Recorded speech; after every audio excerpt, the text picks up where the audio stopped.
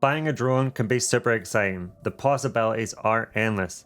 But there are a few things you should know, and I wish I'd known before buying the DJI Mini 2, and some of these could prevent you from flying.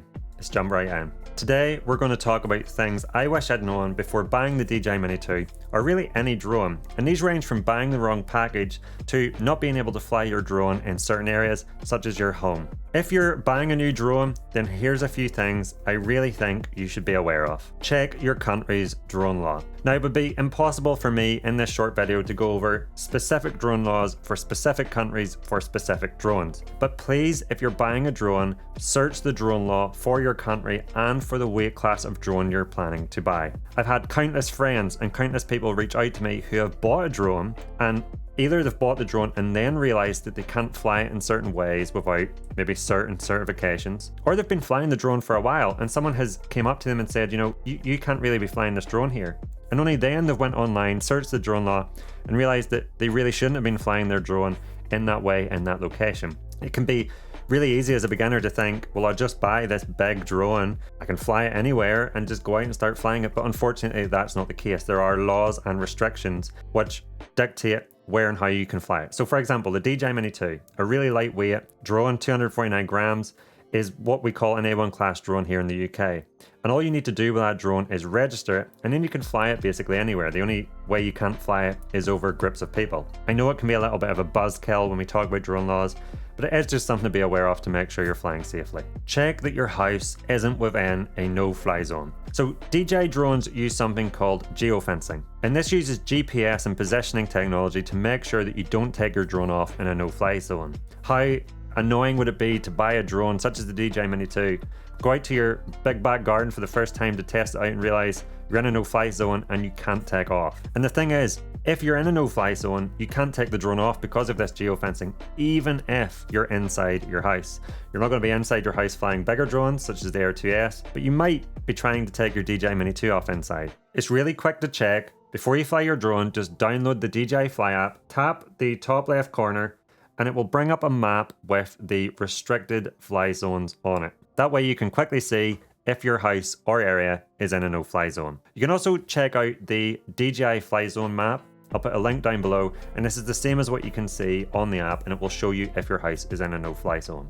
Get the Fly More combo. I really can't stress this enough. I think the Fly More combo is a must-buy regardless of what drone you're buying. The DJI Mini 2 comes with a 31-minute flight time on one battery, and I think if you're going out to a location, especially if you're traveling 100 miles to a location with your drone, 31 minutes flight time is not enough.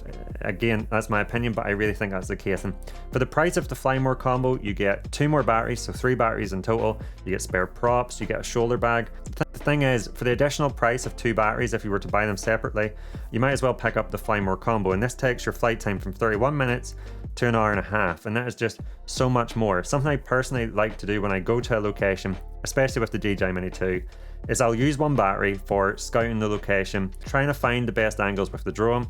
I'll bring the drone back, I'll swap the battery out, I'll use the next battery, second battery, for all the videos in that location. I'll bring it back and I'll use the third battery for photos in that location. And I usually have time to spare. If I try to do that all in one battery, I'd be rushing. I wouldn't be putting as much time as I wanted to into each shot.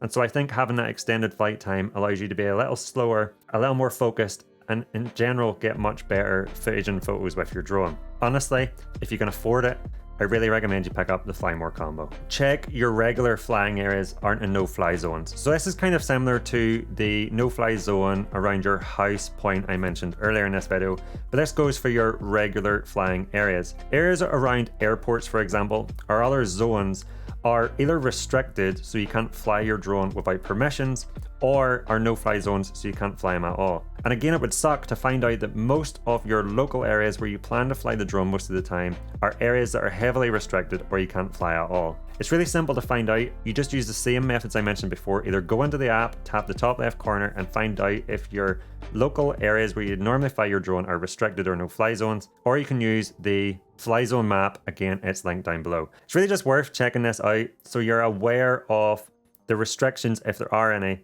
around areas that you would normally fly before you buy a drone. You will crash it, but that's okay. When you buy a drone, you can think two things. One, you can think that you are a flying ace. You can think you're the top gun of drone pilots and that you're never going to crash it. Or you can think that the drones are so sophisticated these days that you're just not going to be in a scenario where a crash might happen. But that's not going to be the case, especially if you're flying drones with no obstacle avoidance, such as the DJI Mini 2. Part of the learning experience with a drone involves crashing a few times. At least it did for me and friends I've known who have started flying their drones. But the thing is, that's okay, because most times you crash your drone, it's not going to be full speed into a tree.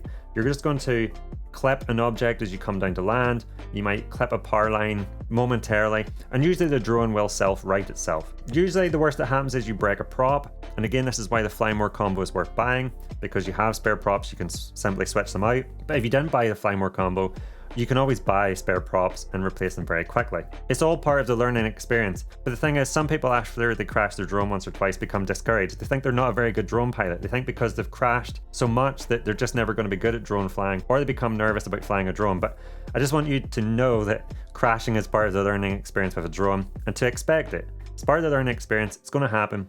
9 times out of 10, your drone's going to be absolutely fine, and so just embrace it and know that it's a part of becoming a better drone pilot. Do not let it discourage you, please. This, ironically, leads me on to DJI Care Refresh. I highly recommend that you purchase DJI Care Refresh when you buy your drone. Care Refresh is a DJI service that offers accidental damage coverage, and you can get up to 2 or 3 replacements in a year depending on which plan you pick. You also get flyaway coverage, so if the drone flies away for whatever reason, they will replace the drone. Because crashes happen, they happen as beginners, they happen to professionals, something that can happen if you fly drones. The Care Refresh is something that I think is an absolute must. For a fraction of the cost of your drone, you can get it repaired or replaced very quickly, and I think it's well worth the price when you purchase your drone. Lastly, something you should be aware of is there's going to be extra costs. You could say this about any hobby. Every hobby you start, as you get into it more and more, there will be additional costs. And it's exactly the same for the drone hobby. Buying your drone is just the start of it. Once you buy your drone, for example, you might need software. So you might need video editing software such as Premiere Pro or Filmora to edit your videos. You might need photo editing software to get the most from the raw photos that your drone can take, such as Lightroom. These softwares cost money, and so that's an additional cost. You might buy accessories such as filters, ND filters to get motion blur, or you can get special effects filters such as mist filters. That gives you that really hazy, dreamy look, or the flare filters that Polar Pro do that give you them nice light flares. So you might buy filters for your drone. You might also buy a landing pad for your drone. You might buy a new bag to carry your drone in. All these accessories cost money. So really you can see that once you buy your drone, there are additional costs that you may start to incur as you take your drone hobby further. And then there's the big one. You might decide if you buy the Mini 2 you want to upgrade your drone. So you might buy an Air 2S, you might buy a Mavic 3, and sooner you could end up like me with multiple drones. Like every hobby, you're going to spend more than your initial outlay, but just be aware that like every hobby, you are going to spend more money than just the drone outlay. I'll give you an example for this. I had a friend who recently bought an Air 2S, and they've been out with it, they've been getting some shots, they've been editing and putting little sequences together on their mobile phone.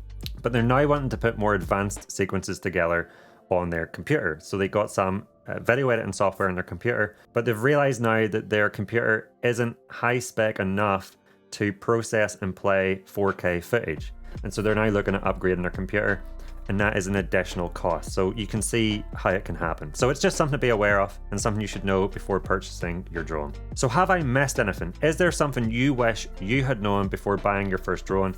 Please let me know and let others know by popping it in the comments down below. And before you go, if you've liked this video and you've learned something new, please let me know by giving it a thumbs up and clicking the like button down below. And if you've just picked up your drone or you've had a drone for a while and you want to know how to get better photos, learn how to take better photos and get more cinematic footage with your drone, then I recommend you check out my channel where I have a ton of other content to help you level up your drone game. If you want to stick around and watch a few more of them videos now, here's a few I personally recommend checking out. I'll not keep you back any further. Thank you so much for watching. I'll catch you over there.